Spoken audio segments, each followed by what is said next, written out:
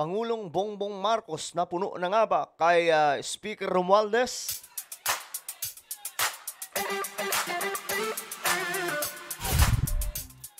Yo, what's up mga sangkay? Muli akong nagbabalik dito sa ating channel para pag-usapan itong mga kontrobersiya.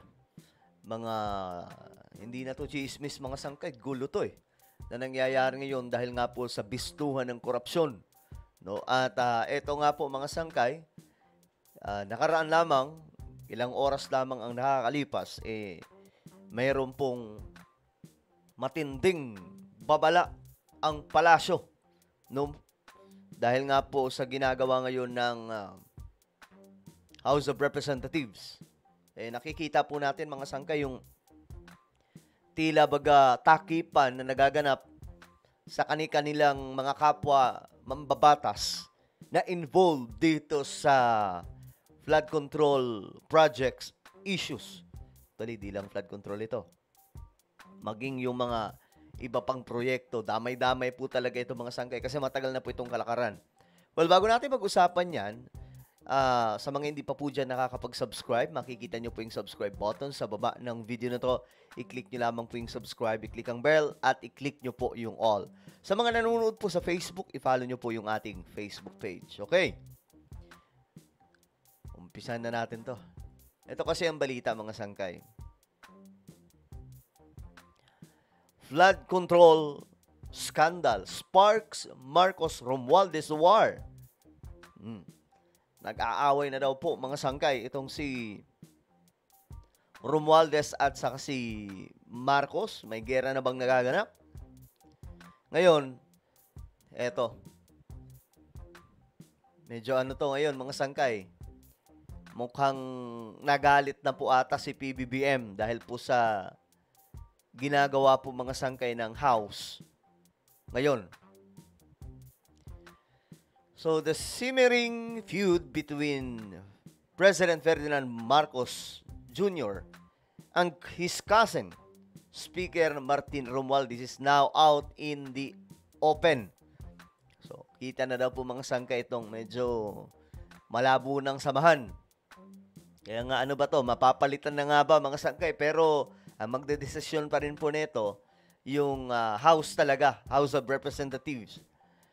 Just days after Deputy Speaker Ronaldo Puno made the unprecedented move to return the 6.7 trillion 2026 National Expenditure Program to the Department of Budget and Management over alleged insertion and other red flags, Executive Secretary Lucas Bersamin lashed out at the lower house.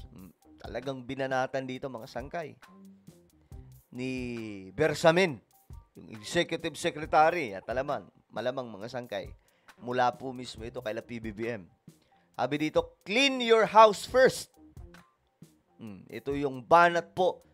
Ito yung statement ni Bersamin o ng Palasyo ng Malacanang matapos mabisto mga sangkay ang multi-billion peso flood control corruption scandal on Romualdez and his allies, ayon po dito sa Billionario News. Grabe itong mga ganap ngayon, no? Mga sangkay, malula ka talaga. Actually, itong multi-billion, ano pa to? Maliit pa to. Kasi kung susumahin natin, kung bibilangin natin since, paano ba, Gloria, Macapagal Arroyo, or kahit kay Erap pa, papunta kay Duterte, madami-dami yun na pera, mga sangkay. Kasi, ayon pa nga po sa COA, matagal na daw yan nangyayari. Nagkataon lamang mga sangkay na si PBBM lamang po ang nag-take ng responsibility and action na kahit po tamaan ng kanyang administration, wala na po siyang pake. Ang importante, malinis na po ito ngayon. Wala pong ibang gumawa na ito, mga sangkay. Even former President Rodrigo Duterte, nung inamin niya ito noong 2020, wala pong action, di ba? No investigation. Walang tanggalan na naganap. Wala pong reform na naganap. Hindi tinanggal ang sekretary ng DPWH. Nakalagay pa po dito, rampant in DPWH itong sinasabing ghost projects. 'Di ba, mga sangkay? Wala pong ginawa. Pinapili lang, resign now or face charges. Wala, mga sangkay. Hindi nga natin alam. Pwedeng may mga nag-resign, pwedeng may mga tinanggal, walang nakasuhan. 'Di ba?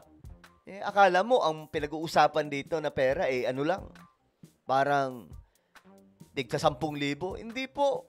Pinag-uusapan dito yung bilyong-bilyong pera na budget ng ating gobyerno.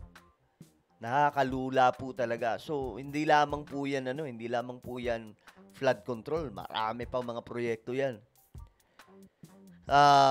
Ito, mukhang hindi na po nagdalawang isip itong si Bersamin. Kasi nakita po talaga natin yung mga anomalies, yung mga kalokohang nagaganap. Ngayon nga, mga sangkay, yung focus contractors.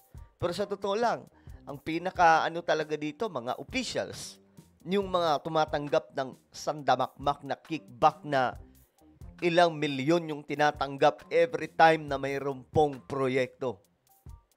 Grabe, mga sangkay.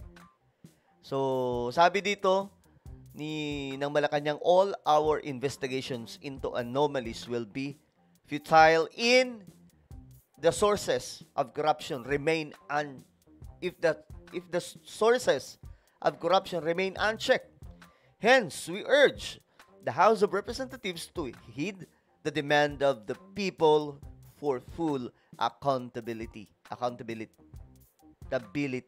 Kasi, mga sangkay, the problem is, gusto nilang, marami, makikita nyo, mga sangkay, how they, kung paano nila ginagawa po, mga sangkay, yung investigation doon sa House.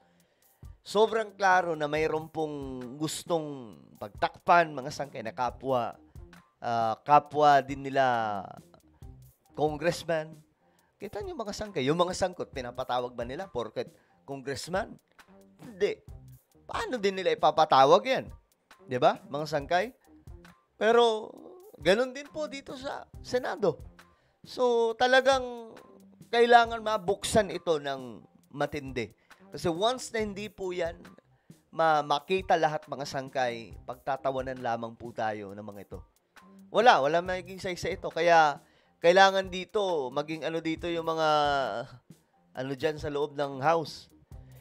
In a joint press conference with leaders of the National Unity Party, Lakas CMD, Nationalista Party, and Nationalist People's Coalition on Wednesday, Puno said the chamber would have to practically redo the entire submission to avoid any suspicion of tampering of disregarding the DBM's rightful recommendations.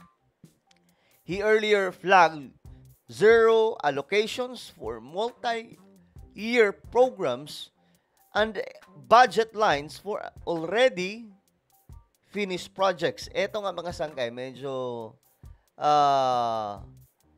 medyo matindi tong nangyayari ngayon, mga sangkay. Kasi sabi pa nga, gusto daw pong ipitin yung national budget. So, nababanas dito yung mga nasa Malacanang, mga sangkay. Siyempre, pag sinero mo yung budget ng lahat na ng departamento, yung national budget, mayayari po talaga yung lahat ng ginagawa ngayon. But Bersamin was uncompromising in his clapback. Sabi dito, the cabinet strongly objects to recent spins from certain House, ito yung sinasabi ko, mga sangkay, members who are attempting to shift the blame for their own corruption and failures onto the executive branch. Actually, kung mayroong mali dito yung executive branch, yung sa DPWH po talaga. Di ba? Yung DPWH. Kasi, talagang rampant sa loob. Good thing na lang, mga sangkay. Kasi, meron tayong presidente na nasobrahan yung tapang at binakbakan po talaga ito, mga sangkay.